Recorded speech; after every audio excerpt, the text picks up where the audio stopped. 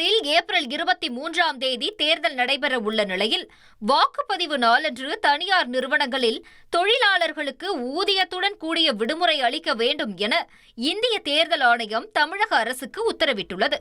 அதன்படி தொழிற்சாலைகள், வணிக நிறுவனங்கள், கடைகள், அரசு மற்றும் அனைத்து தனியார் நிறுவனங்களும் சம்பளத்துடன் கூடிய விடுமுறை அளிக்க வேண்டும் என கூறப்பட்டுள்ளது.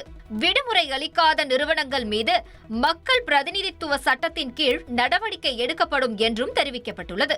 மேலும் தகவல் தொழில்நுட்ப நிறுவனங்கள் மற்றும் BPO நிறுவனங்களும் தங்களது பணியாளர்களுக்கு சம்பளத்துடன் கூடிய விடுமுறை அளிக்க வேண்டும் என இந்திய தேர்தல் ஆணையம் தமிழக அரசுக்கு உத்தரவு பிறப்பித்து அதை நடைமுறைப்படுத்த சுற்றறிக்கை அனுப்பியுள்ளது. சட்டமன்ற தேர்தலில் போட்டியிட விருப்ப மனு அளித்தவர்களிடம் திமுக தலைவர் மு.க. ஸ்டாலின் 3வது நாளாக நேர்காணல் நடத்தி வருகிறார். திருப்பூர், நீலகிரி, கோவை, ஈரோடு, நாமக்கல், சேலம் உள்ளிட்ட மேற்கு மாவட்டங்களைச் சேர்ந்தவர்களிடம் அண்ணா அறிவாலயத்தில் நேர்காணல் நடைபெறுகிறது.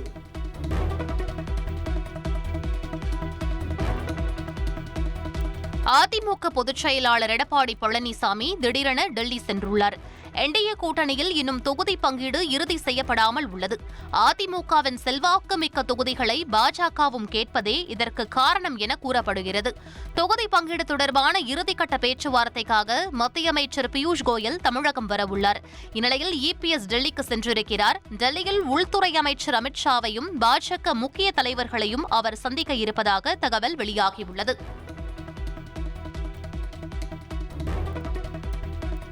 சென்னை ஆழ்வார்பேட்டை முகாம் அலுவலகத்தில் முதலமைச்சர் மு.க. ஸ்டாலினுடன் VCK தலைவர் தொல் திருமாவளவன் ஆலோசனை நடத்தினார்.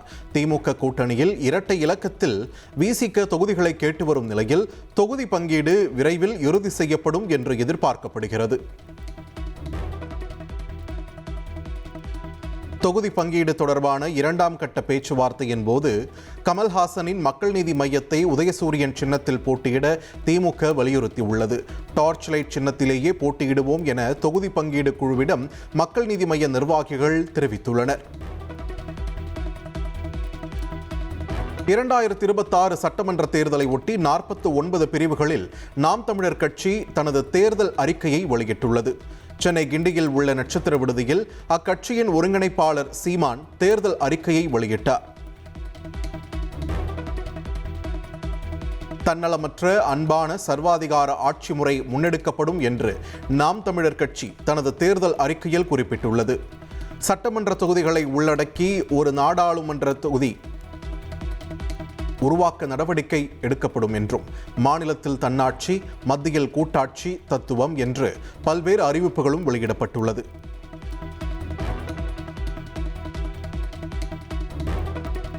மொழி, கலை, தொழில் அடிப்படையில் திருச்சி, சென்னை, கோவை, மதுரை, கன்னியாகுமரி என 5 தலைநகரங்கள் உருவாக்கப்படும் என்று நாம் தமிழர் கட்சி தனது தேர்தல் அறிக்கையில் தெரிவித்துள்ளது. தலைமைச் செயலகம், சட்டமன்றம் திருச்சிக்கு மாற்றப்படும் என்றும் அறிக்கையில் குறிப்பிடப்பட்டுள்ளது.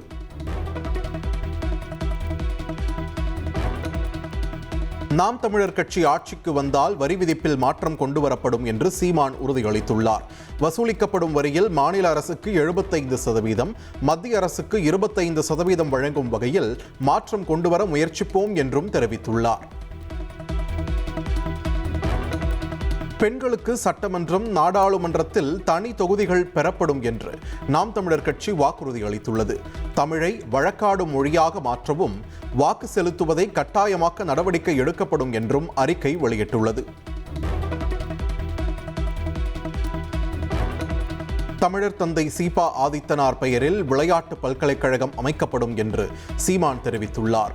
மண்ணின் மரபு சார்ந்த விளையாட்டுகளை மீட்க தனித்துறை அமைக்கப்படும் என்றும் அவர் கூறியுள்ளார். தமிழகத்தில் தண்ணீர் விற்பனைக்கு தடை செய்யப்படும் என்று தெரிவித்துள்ள சீமான், தூய குடிநீர் இலவசமாக வழங்கப்படும் என்று உறுதியளித்துள்ளார்.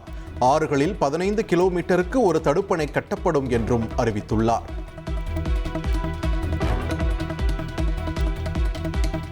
மருத்துவ கொள்கையில் மாற்றம் கொண்டுவரப்பட்டு திருநங்கைகள், திருநம்பிகளுக்கு தனி மருத்துவமனை அமைக்கப்படும் என்று சீமான் அறிவித்துள்ளார். தமிழகத்தில் உச்சநீதிமன்ற கிளை அமைக்க நடவடிக்கை எடுக்கப்படும் என்றும் தேர்தல் அறிக்கையில் தெரிவித்துள்ளார். பாலியல் குற்றங்கள் செய்பவர்களை நிற்க வைத்து சுடுவேன் என்று சீமான் தெரிவித்துள்ளார்.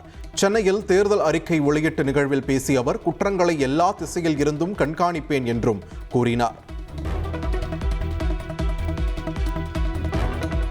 புதுச்சேரியில் திமுக மற்றும் காங்கிரஸ் தனித்தனியே போட்டியிட கட்சி தலைமையிடம் நிர்வாகிகள் வலியுறுத்தி உள்ளதாக தகவல். இரு கட்சியின் வேட்பாளர்களும் தனித்தனியாக வேட்புமனு தாக்கல் செய்த நிலையில் குழப்பம் நீடித்து வருகிறது. புதுச்சேரியில் பாஜக என்ஆர் காங்கிரஸ் இடையே இழுபறி நீடித்து வரும் நிலையில் பாஜக தேர்தல் பொறுப்பாளர் மன்சுக் மாண்டவியா இன்று மாலை ஆலோசனை நடத்துகிறார். முதலமைச்சர் ரங்கசாமி திருச்செந்தூர் சென்றுள்ள நிலையில் மன்சுக் மாண்டவியா பாஜக நிர்வாகிகளுடன் ஆலோசனை மேற்கொள்கிறார். கேரள சட்டமன்ற தேர்தலையொட்டி அம்மாநில முதல்வர் பினராயி விஜயன் கண்ணூரின் தர்மடம் தொகுதியில் வேட்புமனு தாக்கல் செய்துள்ளார். கேரளாவில் ஏப்ரல் 9ஆம் தேதி ஒரே கட்டமாக சட்டமன்ற தேர்தல் நடைபெறும் நிலையில் தலச்சேரியில் உள்ள மாவட்ட பதிவாளர் அலுவலகத்தில் மனுவை வழங்கினார்.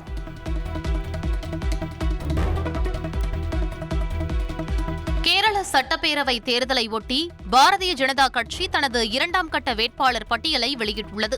வருகிற ஏப்ரல் 9ஆம் தேதி ஒரே கட்டமாக தேர்தல் நடைபெறவுள்ள நிலையில் இந்த அறிவிப்பு வெளியாகியுள்ளது. இதில் முக்கிய முகமாக முன்னாள் ஆளுநர் கும்மனம் ராஜசேகரன் ஆரன்முளா தொகுதியில் போட்டியிடுகிறார். மொத்தமுள்ள 140 தொகுதிகளில் இதுவரை 86 இடங்களுக்கான வேட்பாளர்களை பாஜக உறுதி செய்துள்ளது.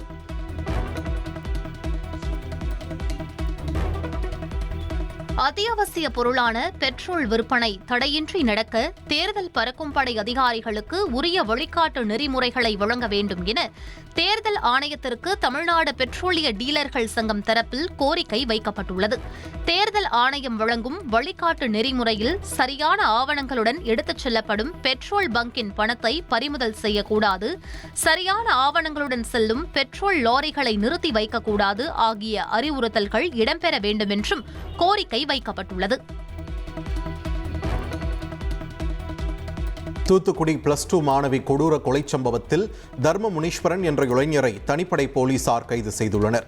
5 பேரிடம் DNA பரிசோதனை மேற்கொள்ளப்பட்ட நிலையில் கைதானவரை ரகசிய இடத்தில் வைத்து போலீசார் விசாரணை செய்து வருவதாக தகவல் வெளியாகியுள்ளது. விளாத்திக்குளம் +2 மாணவி கொலை வழக்கில் கைதான தர்ம முனீஸ்வரன் ஏற்கனவே மூதாட்டியை வன்கொடுமை செய்து கொன்ற வழக்கில் கைதானது தெரிய வந்துள்ளது. தனியாக செல்லும் பெண்களை குறிவைத்து நகை பறிப்பு, பாலியல் வன்கொடுமை செய்த வழக்குகள் தர்ம முனீஸ்வரன் மீது நிலுவையில் உள்ளன.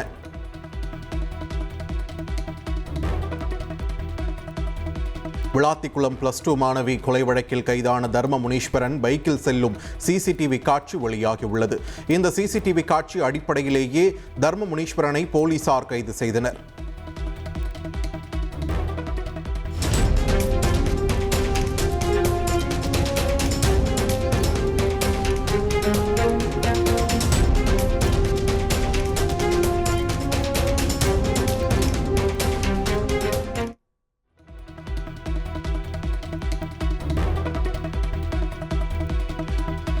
சென்னையில் ஆபரண தங்கத்தின் விலை சவரனுக்கு 2160 ரூபாய் குறைந்துள்ளது.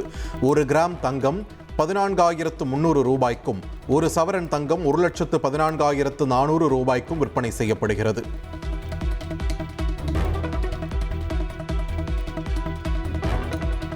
தங்கத்தை தொடர்ந்து வெள்ளி விலையும் கிலோவுக்கு 10,000 ரூபாய் குறைந்துள்ளது. 1 கிராம் வெள்ளி 265 ரூபாய்க்கும் 1 கிலோ வெள்ளி 2,65,000 ரூபாய்க்கும் விற்பனை செய்யப்படுகிறது. அமெரிக்கா ஈரான் போர் காரணமாக கச்சா எண்ணெய் விலை ஒரே நாளில் 4% உயர்ந்துள்ளது. பிரெண்ட் வகை கச்சா எண்ணெய் ஒரு பேரல் $112 வர்த்தகமாகிறது. கச்சா எண்ணெய் விலை உயர்வு எதிரொலியாக இந்திய பங்குச்சந்தைகள் இன்று பெரும் சரிவுடன் வர்த்தகத்தை தொடங்கின. கடந்த 3 நாட்களாக ஏறுமுகத்தில் இருந்த சந்தை இன்று காலை முதலே வீழ்ச்சியை சந்தித்தது. மும்பை பங்குச்சந்தை குறியீட்டு எண்ணான சென்செக்ஸ் 1700 புள்ளிகளுக்கு மேல் சரிந்து 75,000க்கும் கீழ் இறங்கியது. தேசிய பங்குச்சந்தை குறியீடான நிப்டி 500 புள்ளிகளுக்கும் மேல் வீழ்ச்சியடைந்து 23,220 என்ற அளவில் வர்த்தகமாகி வருகிறது. வருகிறது. மத்திய கிழக்கு நாடுகளில் நிலவும் போர் பதற்றத்தால் கச்சா எண்ணெய் விலை ஒரு பீப்பாய் $111 தாண்டியுள்ளது. இதன் காரணமாக ஒரே நாளில் முதலீட்டாளர்களுக்கு 7 லட்சம் கோடி ரூபாய்க்கும் அதிகமான இழப்பு ஏற்பட்டுள்ளது. குறிப்பாக வங்கி, வாகன உற்பத்தி மற்றும் கட்டுமானத்துறை சார்ந்த பங்குகள் கடும் சரிவை சந்தித்துள்ளன.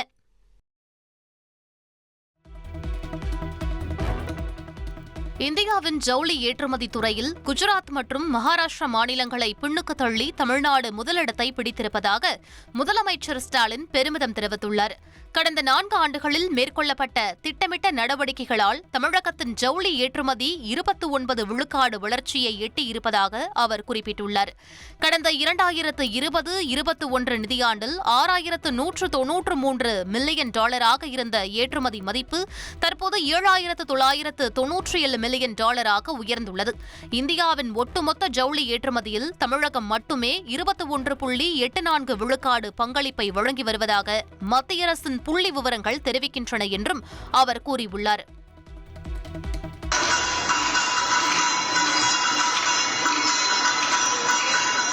கோவையில் உள்ள தனியார் கல்லூரியில் நடைபெற்ற தேர்தல் விழிப்புணர்வு நிகழ்ச்சியில் நடனமாடிய மாணவியிடமிருந்து விசில் பறிமுதல் செய்யப்பட்டது.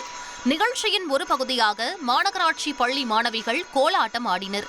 அப்போது மாணவி ஒருவர் விசில் அடித்தபடியே நடனமாடிய நிலையில் அதிகாரி ஒருவர் அரசியல் கட்சியின் சின்னம் என்பதால் விசிலை உடனடியாக பறிமுதல் செய்தார். நிகழ்ச்சி நடைபெற்றுக் கொண்டிருந்த போதே அதிகாரிகள் மேற்கொண்ட இந்த நடவடிக்கையால் அங்கு சிறிது நேரம் சலசலப்பு நிலவியது. திருப்பூர் மாவட்டம் பல்லடத்தில் பதுக்கி வைத்து அதிக விலைக்கு விற்பனை செய்ய முயன்ற 123 சிலிண்டர்கள் பறிமுதல் செய்யப்பட்டுள்ளன. சம்பந்தப்பட்ட தனியார் கேஸ் ஏஜென்சிக்கு சீல் வைத்தும் குடிமைப் பொருள் குற்றப்புலனாய்வுத்துறை அதிகாரிகள் நடவடிக்கை எடுத்துள்ளனர். உதகையில் வடமாநில சுற்றுலா பயணிகளிடம் இருந்து 2 லட்சம் ரூபாயை தேர்தல் பறக்கும் படையினர் பறிமுதல் செய்தனர். பணத்தை திரும்ப ஒப்படைக்க கோரி அதிகாரிகளுடன் வாக்குவாதத்தில் ஈடுபட்டனர்.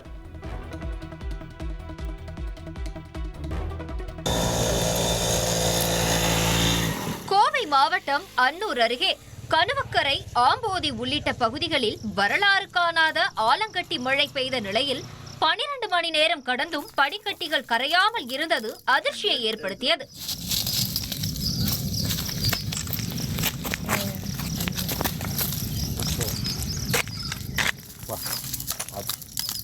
எடுத்துட்டே இருக்கிறோம். எங்களுக்கு இது மட்டும் இந்த மழை இல்லை. இதனால் 30,000த்திற்கும் மேற்பட்ட வாழை மரங்கள், பாக்கு மற்றும் கப்பக்கிழங்கு பயிர்கள் சேதமடைந்தன. பாதிக்கப்பட்ட விவசாயிகளின் நிலங்களை ஆய்வு செய்து உரிய நிவாரணம் வழங்க வேண்டும் என கோரிக்கை விடுத்துள்ளனர். இங்கே பார்த்தீங்கன்னா ஒன்றும் கட்டி கரையாமல் இருக்குதுங்க. இது நேரடியாக நீங்களே பார்க்கலாம். ஆலங்கட்டி இதை கல் இருக்கிறத இது எந்த ஒரு வாழையுமே மிகப்பெரிய சேதங்க. இந்த மாதிரி சேதத்தை இது வரைக்கும் நாங்கள் எங்களோட வயதுக்கு நாங்கள் பார்க்கல. இதில் அரசு உரிய நிவாரண இதுபோடு எல்லாரும் அரசு தோட்டக்கலை துறையிலிருந்து எல்லாம் வந்து நேரடி பார்வையிடணுங்கிறத கேட்டுக்கிறோம்.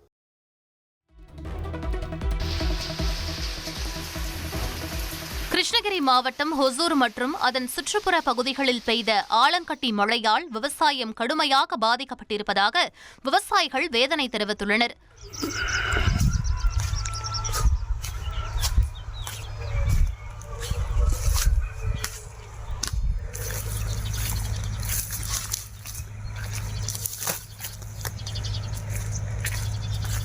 ரோஜா, சாமந்தி, செண்டுமல்லி உள்ளிட்ட மலர் தோட்டங்கள், வாழை, பப்பாளி, மாமரங்கள் கடுமையாக பாதிக்கப்பட்டதாக அவர்கள் கூறினர். அரசு உடனடி இழப்பீடு வழங்க வேண்டும் என கோரிக்கை விடுத்தனர்.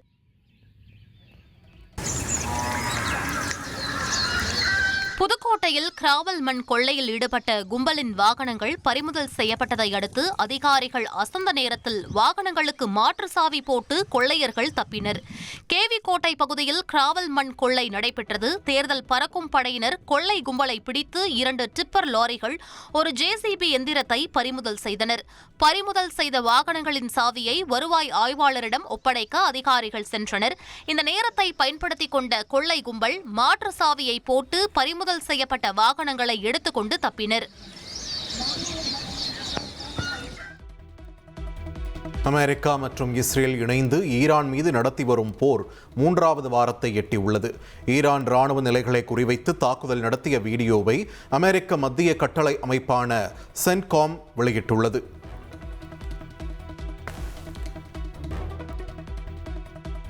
ஈரானின் புஷர் மாகாணத்தில் மிக முக்கியமான எரிசக்தி கட்டமைப்பான சவுத் பார்ஸ் எரிவாயு மையம் மீது இஸ்ரேலிய விமானப்படை நடத்திய அதிரடி தாக்குதலால் பெரும் தீ விபத்து ஏற்பட்டுள்ளது.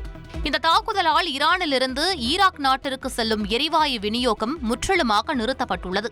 இது ஈராக்கின் மின்சார உற்பத்தியில் பெரும் பாதிப்பை ஏற்படுத்தும் என கூறப்படுகிறது.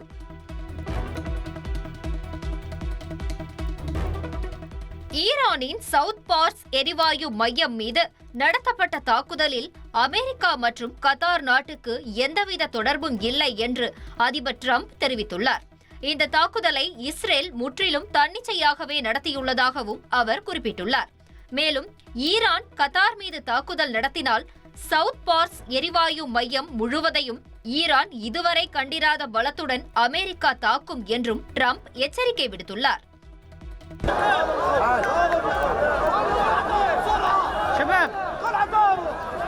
இஸ்ரேல் மீது ஈரான் நடத்திய ஏவுகணை தாக்குதலில் பாலஸ்தீனிய பெண்கள் 3 பேர் உயிரிழந்தனர். ஹெப்ரான் அருகே பெய்ட் அவா நகரில் உள்ள அழகு நிலையத்தின் மீது ஏவுகணை விழுந்ததில் 3 பெண்கள் உயிரிழந்தனர். 10க்கும் மேற்பட்டோர் படுகாயமடைந்தனர்.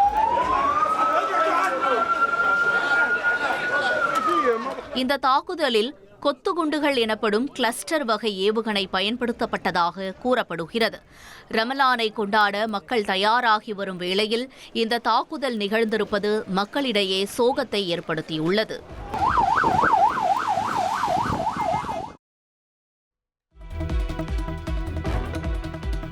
சவுதி அரேபியா மற்றும் அமீரகத்தில் பொதுமக்கள் மீது ஈரான் நடத்திய தாக்குதலுக்கு கத்தார் கண்டனம் தெரிவித்துள்ளது.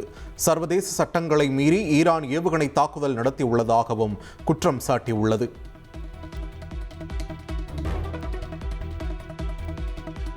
ஈரானின் மிரட்டல் முயற்சியை கண்டு நாங்கள் அச்சப்படவில்லை என்று சவுதி இளவரசர் ஃபைசல் பின் ஃபர்ஹான் தெரிவித்துள்ளார். ஈரானுக்கு இராணுவ ரீதியாக பதிலடி கொடுக்கும் உரிமை சவுதிக்கு உள்ளது என்றும் எச்சரித்துள்ளார். உத்தரப்பிரதேச மாநிலம் அசம்கர் பகுதியில் பஞ்சர் கடையில் காற்றடித்த போது டயர் வெடித்து விபத்து. காற்றின் தாக்கத்தால் தூக்கி வீசப்பட்ட நபர் உயிரிழந்த நிலையில் பதைபதைக்க வைக்கும் காட்சி வெளியாகியுள்ளது. ராஜஸ்தானில் எத்தனால் ஏற்றிச் சென்ற டேங்கர் லாரி விபத்திற்குள்ளாகி தீப்பிடித்து எரிந்தது. இந்த கோர விபத்தில் ஓட்டுநர் பரிதாபமாக உயிரிழந்தார். டேங்கரில் பற்றிய தீ சாலையில் சுமார் 200 மீட்டர் அளவுக்கு பரவியது.